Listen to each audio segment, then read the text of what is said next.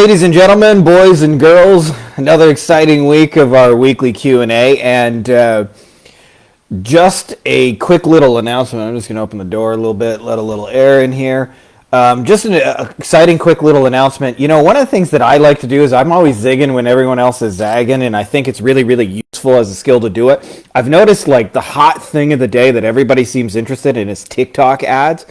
And I think it's a big opportunity for now until marketers ruin it. Give it 2 or 3 years and it'll be saturated. But I think there's a much, much bigger market that is far more exciting, and that is marketing in the crypto space. So I'm actually doing consulting on a number of projects right now. I mostly just get on a meeting every now and then and tell them what to do. There's only really a couple of things you can do. Crypto is a lot simpler in that way of marketing because there's no paid ads. So I'd be curious to know if you guys would be interested in and basically kind of curious to know how we're doing that, like how to pick a niche, how to structure it, how to get paid in advance, how to get paid in the future on it, how to,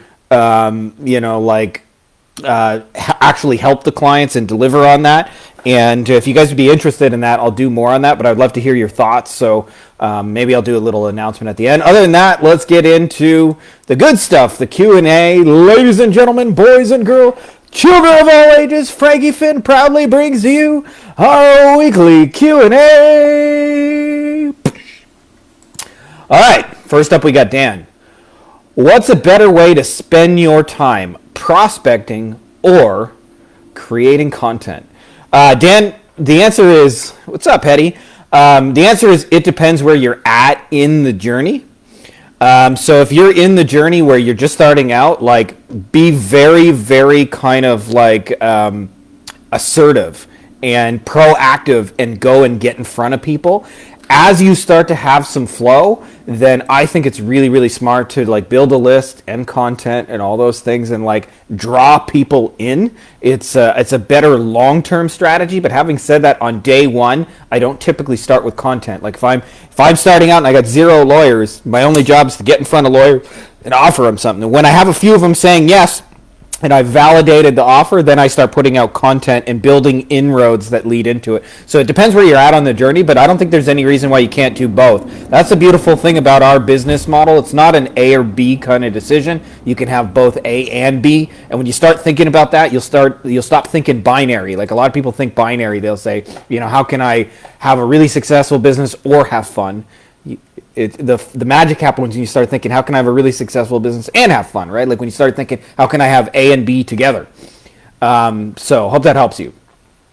PJ, is cold email dead as a service? I'm really curious. Other than personal campaigns, and some campaigns I've run here, and they're the past 2 years for Facebook friends, I've been out of the game. People are still buying lists from me as well. So I know people are still cold emailing. I built a $40K per month cold email agency back in 2018 and 2019. Our offer was for $2,600. We'd run a cold email campaign until you closed 5 new clients. People threw money at us like crazy, and that's one of the reasons we crashed and burned. That and Google started blocking, throttling the sending platforms we relied on, making it impossible to send at scale. I know the digital agency market has gotten a lot more sophisticated around cold email, and the level of awareness is 1,000 times higher than it was when it started offering in 2017. I know something has changed, as most of the offers I've made, posted, have fell flat on deaf ears. I know there's a lot more competition now as well. So my question is, what do you want out of a cold email service? Are you still open to paying money for a cold email service compared to 2 or 3 years ago?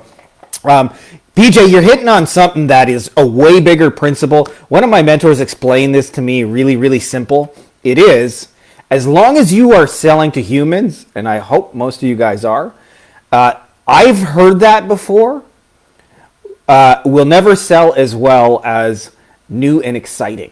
So part of the challenge that you're facing is probably when you first got into this is new and exciting. The same way TikTok ads are new and exciting today, but give it 2-3 years and Ty Lopez sells a fucking how to be a TikTok ads course, and all of a sudden there's a million new TikTok ads agency. It'll be a lot harder. So much of it is figuring out like a new, unique angle. I'll tell you, Christian in our mastermind, he's having a lot of success with cold email as a service, and part of their angle is a quality, not quantity. So they're pre-qualifying people, because one of the things that sucks about cold email is you get a bunch of appointments, people don't even know who you are, they don't show up. So they're just reaching out, sending case studies, warming people up, bringing them into the funnel, and getting really highly qualified appointments. And they're doing less volume and more like customization and things like that. It's a very personalized email service. So that's like one example of a new way to be different. Having said that, there's easy ways to twist that, my man. Like you could just be I'll reach out to your people on Instagram. Like that immediately just makes it different, right? So think about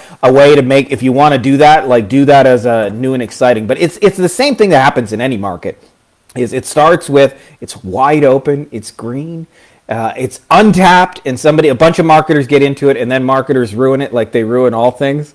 And then eventually, you got to figure out ways to do different. I saw this actually. A friend of mine built a $200,000 a month Facebook ad agency, and they were the first ones to say, I'll guarantee you a return on ad spend. And they crushed it. They built the largest ad agency in Europe for a while. And then what ended up happening is a marketer sold a course for basically like guarantee your Facebook ads. And then what happened is like overnight, like 1,000 people said, we'll guarantee a return on Facebook ads, and his message went to zero, like basically overnight, because everybody was saying the same kind of thing. That happens in any market. So like reinvention is part of the process. I know it's not exciting, but it's just part of the deal. So think about that. If you want to do cold email, think about a way to make it new and exciting. It doesn't have to be a huge change. Like I said, it could just be moving it over to Instagram, or it could be like we'll cold message people using TikTok, right? Like something that makes it different. So help please. What is the best email contact scraping tool out there if you were in the coaches info product niche? So Hale, if you didn't catch it, we did a 3-part series in the group already with Coldlytics for scraping people. I actually got Coldlytics is one of those things like, so it is an affiliate offer, but I don't normally like promote stuff unless it like, you know, like I have some sort of validation that it's good. Like I'm not actually using a whole bunch of cold email right now in our agency. But one of the things that happened is like a couple of our mastermind members were just raving about like the value of the data they were getting and how great it was and how much it was better than other tools. And so that forced me to kind of like look into it and connect with the agent. So we've got lots of demonstrations of how it works, how you can scrape the business owners. And the coolest thing about it, in my opinion, besides that we give you some tools to actually like take business owners' contacts and turn those into sales, the coolest thing actually is a lot of times with Coldlytics, you're getting emails that are not on everybody else's list. Like it's the difference between office@dentistoffice.com, that like generic email goes to the gatekeeper, they get hundreds of emails, it automatically gets ignored. But having like Mr. Dentist at office email.com like just works so much better. So that's what Coldlytics is really good, is getting those emails that are actually like, you know, the decision maker's actual contact, and you'll be the only one in their inbox, which automatically makes it stand out more. Daniel says, where can I find a script for getting rid of a difficult client? Daniel, I've had to fire a few clients over the years, and I'll tell you, once you do fire a client, there's like a fucking relief. I remember actually my assistant Terrence like wanting to do jumping jacks practically after we let go of our worst client ever. True story, but here's the deal. The best way to do this is George Costanza. Like, I don't know if you guys have ever seen Seinfeld, where George breaks up with a lady and he says, it's not you, it's me. That's his famous line. It's not you, it's me. But it's really, really true. Just say, it's not you, it's me. I thought we were going to be a really good fit together. And, you know, based on what we're doing, I just don't think it's a good fit anymore. It's not you, it's me. Here's a refund. Hope that we can work together in the future and hope things go well for you. It's a lot better than saying, you're a fucking nasty person and you write condescending emails and I hate working with you. Like, that doesn't do any good. If you fire people right, they may actually end up referring you people down the line or end up being a good reference. So, you know, take the high road. It's not you, it's me. That's really it.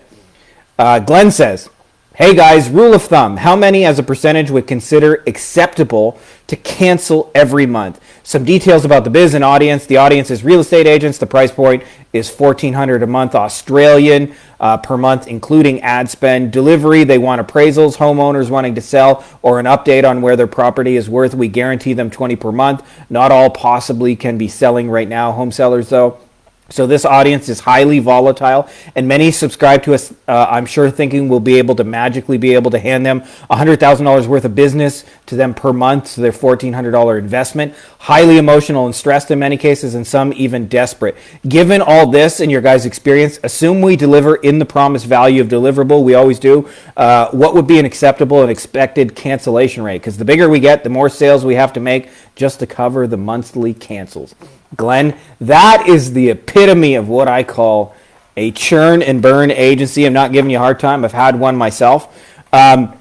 So here's the deal. There's a couple of things, okay, that really jump out at me. So just really quickly, there's 5 reasons clients cancel. By the way, cancellation rate, when you have a really good agency, that number should be close to like 0, like less than 5%. 10% a year. I know that probably sounds unbelievable where you're at, so I'm going to tell you how that actually can be like a real thing in your case. So number 1 is results. Everybody talks about, like, if you're not getting results, you're not going to keep clients. Now in your your case, it's not necessarily an issue of like, okay, so you set out to get like 20 inquiries a month, or getting these 20 inquiries. The problem in your case is you used the word, many of them are desperate. Okay, and I'll tell you, the biggest thing is, it took me a long time to realize when I had a churn and burn agency that who you get the results for makes a great deal of difference. And so I experienced this. I was running 2 ads for lawyers. I literally signed them the same day, and I launched their campaigns the same day. And about 3 days later, lawyer number 1, who was in San Diego, California, said, "They're all fucking shitty leads. What the fuck is wrong with you? You're just sending me garbage. You're fucking terrible." Rah, rah, rah, rah. And lawyer B, who happened to be in Texas, said, "These are the best leads we've ever had. They're so cheap.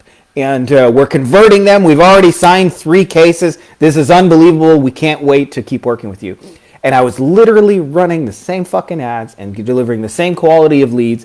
Now, it took me years to realize this, but both of those lawyers were not in the equivalent place to be able to deal with that. The first lawyer, by the way, the one who, I guess I should say, in San Diego, who wasn't successful, desperate. Desperate is a sure sign, by the way, that you should fucking run from a client, because it's nothing against them personally, but usually if they're back against the wall, desperate, they just like, they need it to work yesterday, and often our stuff doesn't work in 5 minutes because they have to learn how to sell. They have to learn to prospect. In the case of the second lawyer, what I found out, he was a little bigger, he was a little more successful, he already had some traction, and they already knew how to close the phone calls. That was the big difference, is the first lawyer knew dick fuck all about closing phone calls, and the second one had already hired the best systems in place. And I realized, is that as time went on, that I made that a qualification, that as long as I was running leads, you had to be able to close them on the phone. And so I started only working with the lawyers that I knew had trained with the best people on the phone and things like that, and our lead process got better.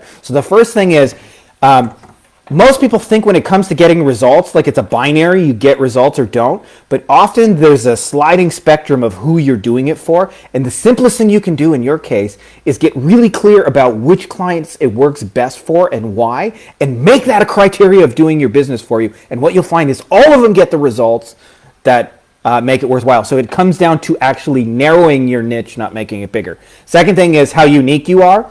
So when I used to do SEO, everybody did SEO, right? Like they got emailed 100 times a fucking week about SEO. So I'm always looking over my back to be replaced. It's like being a fucking backup, or a star athlete with the backup waiting in the wings to come and take your spot. But I found as I got things to be more unique, so like one day, like for example, when we were doing SEO, a plastic surgeon said to me, "Hey, could you make me a mommy makeover website?" I said, "Yes." He said, "Could you rank it for mommy makeover keywords?" I looked in the Google keyword tool, said yes.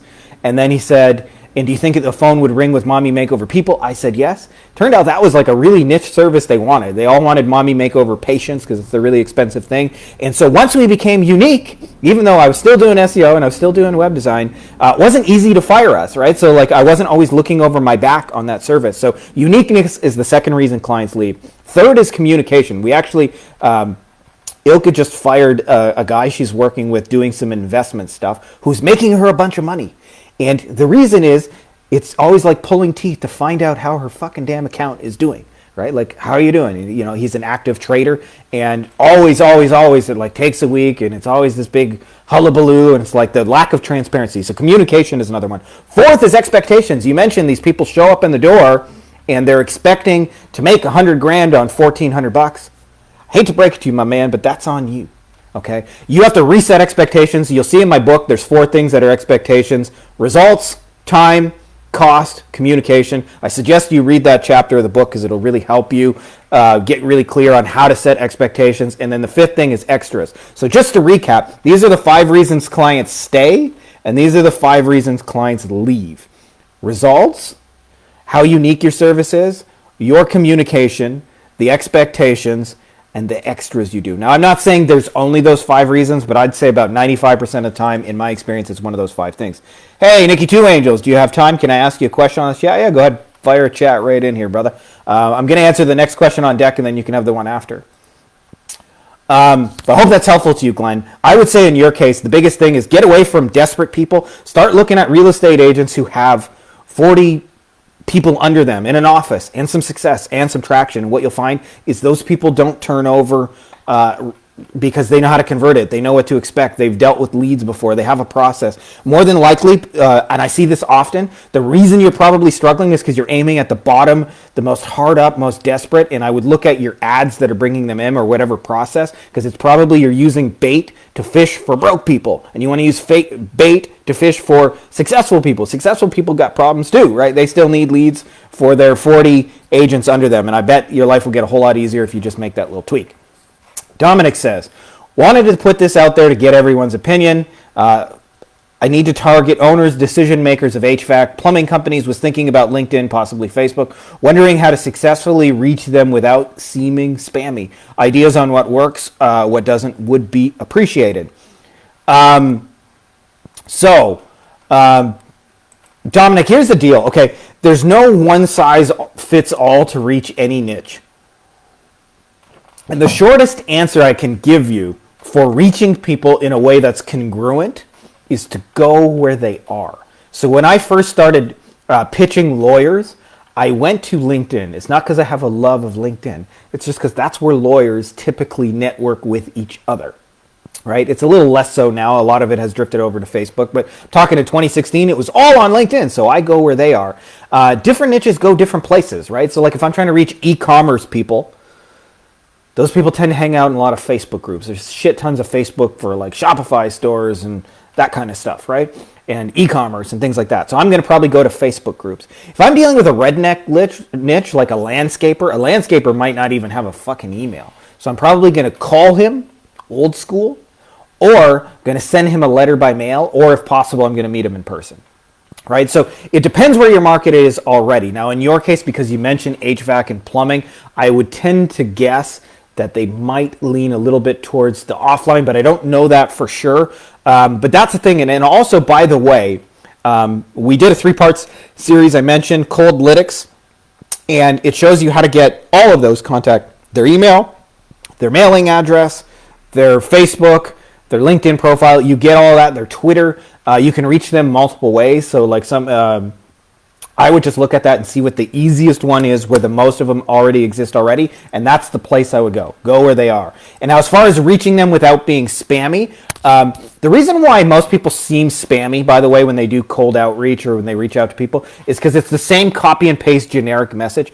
I can tell you, like, I get pitched, 100 times a week in my inbox for different things, and I can tell you, like, automatically which ones are copy and paste emails. What makes it unique, by the way, almost always there's a personalized type of email I get, and I can see the preview line in my email, and it says something like, hey, Frankie, I just read your book, and ... Those emails get opened 100% of the time. So if you're looking to start the conversation, what most people are basically doing is saying, hey, we have this service, buy my shit, copy and paste and buy it. And the best place to start the conversation is in them and what they do. I'll give you a real life example to take this out of the abstract. Last week we had a guy on here, and his name's Oscar, new to the group. And Oscar asked the question, I'm reaching out to power sport dealers, like some people who sell like, I think anyways, like 4-wheelers and ATVs and dune buggies and shit like that, right? And he says what they need is high quality leads. So what most people would do is send a copy and paste message. Dear Power Sports dealer, we have tons of high quality leads for cheap. Come subscribe with us. Our ads are the greatest. But what you want to do instead is say, hey, I noticed you got an ATV. Let me give you a Razor ATV, a 4-door or one with 4 seats over for sale over there for 25 grand. And they would say, yes, we do. And you would say, I would like to help you sell that using my high quality Facebook lead ads. Are you open to hearing about what my plan for you would be? And you'd be amazed, right? Because you started the conversation about them and what they have for sale and their thing and the thing they're trying to accomplish. So this is basically the thing most people get wrong. It's copy and paste, buy my shit, we are. If you looked at the subject of most people's message and counted the number of times they say we, I, us, it's basically the whole thing. We are, I am, we do, blah, blah, blah. And what you want to do is say, like, hey, you're Razor. You have this. You're selling it for this. You. Right? So if you start the message from a place about them and what they're trying to do, and it's personalized a little bit to them, what you're going to find is always works better. Like if I'm reaching out to a real estate agent, instead of saying like, we have thousands of high quality homeowner leads, blah, blah, blah, I'd say, hey, I noticed you got 123 ABC Street for sale for 250 grand. Would you be open to me bringing you a whole bunch of people to that listing? Right? Like what they're doing, that's what they care about, right? So you got to make your shit relevant to what them and what they're doing. All right, Nikki Two Angels says, how do you think the development of Web 3.0 is going to affect marketing on the internet? I can only really speak on that as a crypto perspective, Nikki Two Angels. Like I definitely don't have a crystal ball, and there's a lot of people smarter than me, but I'll tell you, this is one thing I've been kind of talking about a little bit in private in little circles is there's a huge opportunity for us marketers to get into giant crypto projects on the very early things. I have like some projects where I have 80 million tokens and we're in the middle of going through a launch.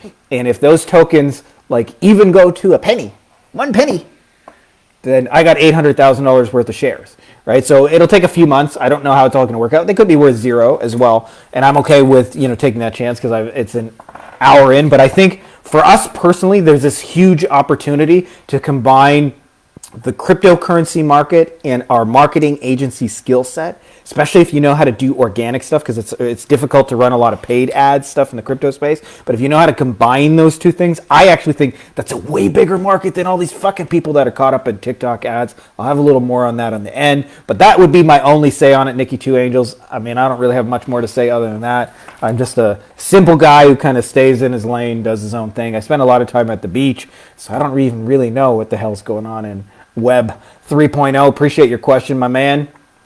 What do we got here? We got Clay. For those of you that post a lot of video content, YouTube, Facebook, Instagram, TikTok, etc., do you have any companies, people that you would recommend for bulk and ongoing simple video editing? Taking a video, editing it real quick, cutting it and resizing it for different placements and sending it back. Would love to give some insights on what you all are using. Thanks in advance. I'll tell you, Clay, if there is a service that does that, I don't know of it, but we do that. I put out a lot of content for those of you guys who follow me, like on YouTube. Like I put out an insane amount of content, and I also there's a simple formula. I learned this actually from Gary Vee, and it goes like this, is that you create one long form piece of content that might have like 5 or 10 things that you talk about. So it might be like 10 minutes to an hour and a half long, depending on how much you feel like ranting. But when you do that, what ends up happening is, sorry, I lost my train of thought. Saw Oscar's question come in. So when you do that, like that's the process is making one long form piece of content and then chopping that up and using it to make lots of micro content. So like 30-second videos for Instagram and 5-minute videos for YouTube. It allows you to just make one like really great piece of content. It can be often stuff you can talk about off the cuff and do it a lot of places. And then what we do is we just have an SOP for our virtual assistants to execute all those things. So I have 2 types of SOPs. I have editing types of SOPs for like my video editors and things like that. And then I have distribution types of SOPs for my like get it out there on the internet types. So that's kind of how we do that. Oscar, my man, I was just talking about you. I don't know if you were on a minute ago when I mentioned you, but might have to check out the replay and listen to that. Oscar says, yo, my man, making an offer and using Loom to send it out. Should I mention the price in the Loom or just say pay per result basis? What's your thoughts on that? I'll give you something, Oscar, that'll make your life a lot easier. Okay.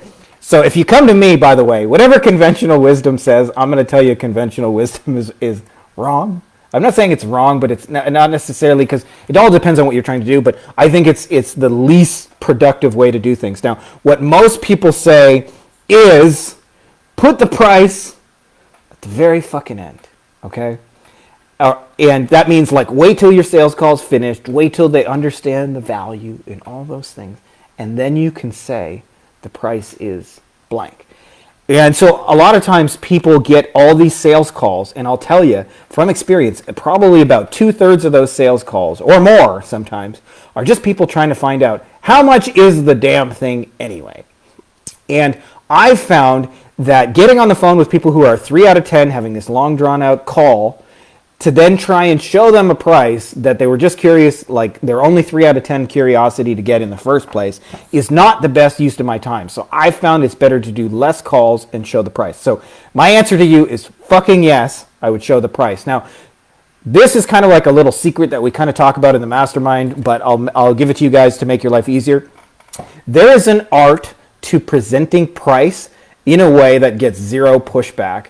And I call the Ivq formula. So IVQ. The I stands for investment. The V stands for value. And the Q stands for qualification. And what this means is when most people present price, and I used to present price like, I don't know, the price is $1,000 a month. Most people, by the way, who start agencies grow up middle class and poor. And so we have all these like baggage and ideas about money. Like I can remember as a kid, there used to be a handicapped neighbor, and my mom would always like, go mow Richard's lawn. So we would go mow Richard's lawn, and then he would try and pay us $20, and my mom refused. It was just like taking money was dirty. It was bad. It was always like, it was a zero-sum game. If you took money, somebody else lost it. It was kind of, that was her perspective on money. And so I always felt very icky. But money is really a function of a transfer of value. Like I actually saw an ad the other day, and assuming the ad was real, I don't know, but it said, I just found out my husband cheated on me. I'm selling his $250,000 brand new Porsche 911 Turbo. The first person who comes here with $5,000 gets it. It's gone. I don't really care. If you wait too long, I'm going to scratch the fucking seats and the windows and cover it in paint and write whore on it. So get here fast. And of course, people are going to show up with $5,000 in hand to buy the $250,000 car. And so what this means for you when you present your price, the reason why that car sells is because the value is clearly a $250,000 car. Like it's a well-established thing. So whenever we present price, obviously we present the price with the I as the investment. Then we say like the value, in this case the $250,000 car, is what you're going to get in return. And the qualification is what they would need for it to work. So I'll give you a real example of a service we're working with right now. I'm doing this, for those of you guys who know, I'm working on expanding the massive retargeting. We got some really big lawyers on it. So I say right now the investment is $2,500 a month. For you, if you get just 1 to 2 cases per month, your average case is $6,000. That would mean you would get a 6x return on your investment if you get just 2 cases. It's only going to work for you if you have at least 1,000 visitors a month, which if I'm reaching out to the right people, they do. So let me say that again. The investment is $2,500 a month. So there's the I part. The value is, if you get 1 to 2 cases per month at $6,000, you'll make $6 to $12,000 from it. And the Q, the qualification is you need to have 1,000 visitors a month of existing traffic. So immediately by presenting price that way, it doesn't feel like a take. Like if you just say it's $2,500 a month, that sounds like a take. But if I say it's $2,500 a month and you will get 2 cases, and for it to work, you need to be in this situation, and you're very, very clear about that, what happens is price will get zero pushback on it. So use that as a general formula anytime you present price for a high ticket offer. Now that's my go-to. The investment is the value you're going to get. This is the qualification, and then you don't have to hide behind price, and then you can powerfully put it up front. The investment is like I don't have to hide behind sales call or anything. The reason most people don't do that is because they need a 90-minute sales call to establish the value in the qualification part. But if you can be clear about those up front, who it's for and who it's not for, and the value they'll be getting for it, then you can just put it right in the video. And this has allowed us, let me tell you, Oscar, why this is so awesome. I used to do like 40 hours a week of sales calls where people would be like 3 or 4 out of 10. You could feel them folded arms. We'd talk for 90 minutes. They were often uncomfortable, unpleasant conversations.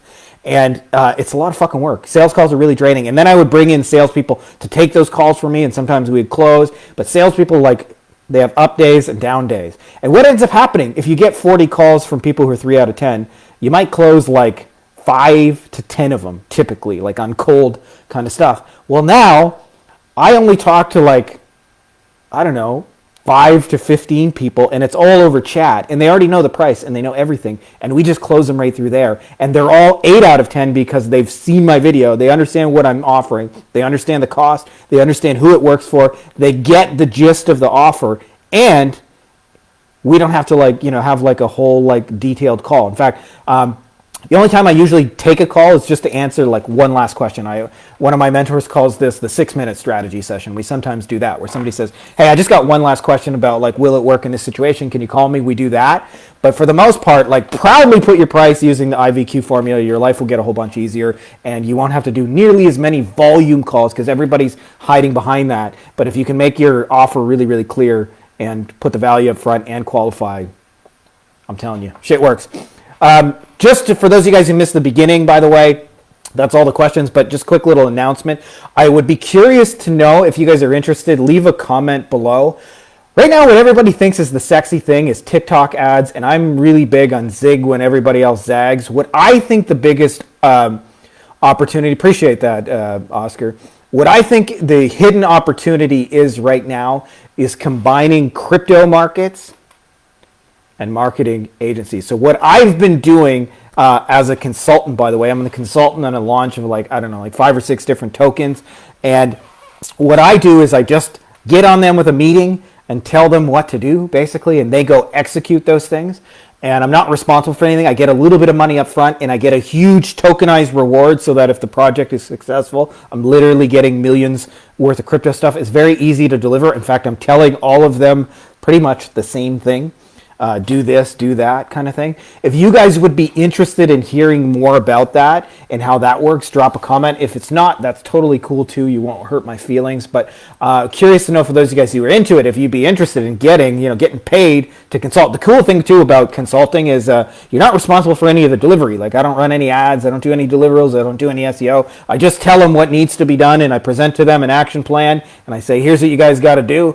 Are you in agreement with that? They say yes, and then I say, okay, go do it, and we'll meet. If you guys are interested in getting projects like that, I can explain to you how I've chosen the niche and what niches there are so you can pick one that's right for you, what the deliverables are, and then how to actually get them to be successful, and also how to screen for projects that have a high chance of success, because even though you're only going to probably spend an hour here and there talking to people, you still don't want to take on projects that have 0% chance of success. You want to, be 80-90% sure. I don't think in crypto you can ever be 100%, but if you have 5-6 projects that all have massive upside and just 1 or 2 of those work out, you'll get paid millions as a consultant, and it's very, very easy work to deliver. So if you guys would be interested in more in that, drop a comment below. If not, that's cool too. Anyways, that's all I got for you guys this week, and may the force be with you. See you guys again next week.